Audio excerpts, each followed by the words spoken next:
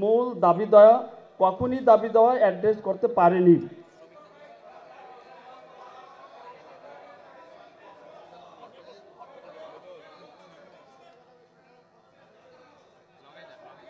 আমরা কিন্তু আমরা কথা শুনতে হবে।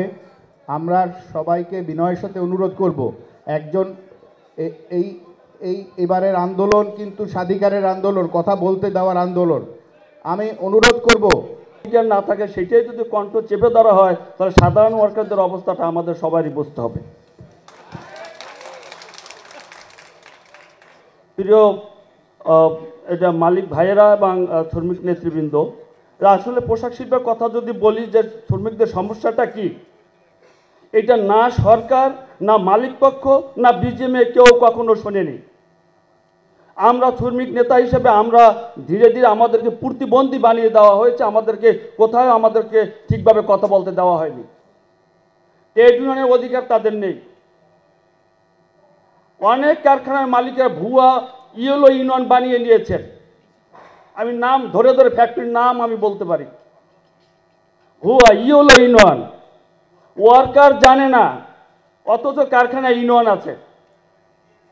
আপনি একটা ফ্যাক্টরি দিলে, যদি আপনি আমাকে একটা ফ্যাক্টরি দিতে চান, আপনি একটা ট্রেড ইউনিয়নের নেতা হয়ে আসেন। হ্যাঁ ঠিক আসেন, ঝগড়া করতে এখানে আসেনি। সমস্যাগুলো এখানে মাননীয় উপদেষ্টারা আছেন, তাদের সাথে বলতে এসেছি। বলবো না আপনারা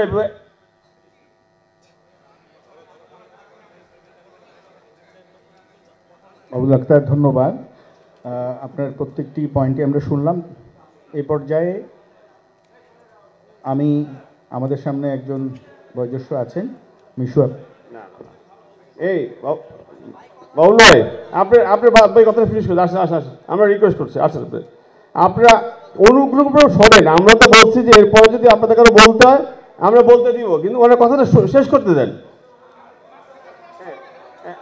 আমরা আপনাদেরকে দিব।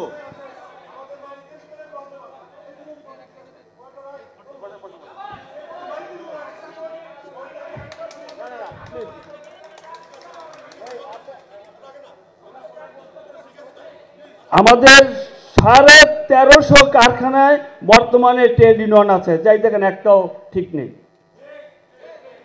কেন? আমরা তো বলিনি যে আপনারা ওয়ার্কার চায় না ইউনিয়ন করেন, যেখানে ওয়ার্কাররা চায় সেখানে ইউনিয়ন হতে পারেনি। বিজিএমের কথা বলছি আরবিট্রেশন নিয়ে, যে দেখেন বিজিএমে আমরা অনেক অভিযোগ করি, কয়টা অভিযোগের নিষ্পত্তি হয়, সেই অভিযোগগুলোর কিভাবে নিষ্পত্তি হয়? ন্যায় বিচার নেই। তাহলে শ্রমিকরা যাবে কোথায়? আজকের শ্রমিকদের এই আন্দোলন নিয়ে আপনারা অনেকেই অনেক কথা বলছেন। আমাদের সবার ব্যর্থতা ঢাকার জন্য আমরা বলি বাহিরের উস্কানি, পাশের দেশের উস্কানি, ঝুট ব্যবসায়ের উস্কানি। কিন্তু আমার যেটা মতামত হলো, এই ওয়ার্কার তো ভিতর থেকে নামার পরে যায় তারপর সবাই এখানে মানে সম্পৃক্ত হয়। তাহলে যার যার কারখানার ওয়ার্কার তারই ঠিক করে নিতে হবে।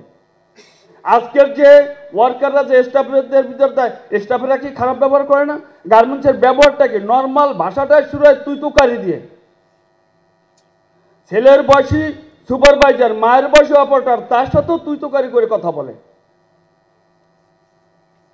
তো এই কথাগুলো যদি আমরা বলতে না পারি, এটা আসলে প্রতি বছর এই আন্দোলন আমাদেরও ভালো লাগে না। একটা টেকসই অবস্থানে আপনাদের আমাদের একসাথে চলে আসতে হবে। সেই টেকসই অবস্থানে আসলে আপনার ঘরের সমস্যা আপনারই সমাধান করা উচিত। সেখানে আমরা বাইরে থেকে আপনাদেরকে সহযোগিতা করতে আমরা প্রস্তুত আছি। শ্রমিক নেতাদেরকে এক চোখে দেখা হয় না। শ্রম মন্ত্রণালয়ে যতগুলো কমিটি আছে দেখেন সেই কমিটিগুলো কিভাবে হয়েছে। সে কমিটিগুলো রাজনৈতিক বিবেচনায় কমিটি করা হয়েছে, লেবার ল বারবার পরিবর্তন হয়েছে, কিন্তু সেখানে নিরপেক্ষভাবে অনেক আইন হয়নি। সে আইনের ভিতরেও অনেক সমস্যা রয়ে গেছে। আপনারা কালো তালিকাভুক্ত করছেন শ্রমিকদেরকে। আপনাদেরকে একটা ফিঙ্গারপ্রিন্ট করতে দেওয়া হয়েছিল যে এখানে শ্রমিকদের ডাটাটা সংরক্ষণ হবে।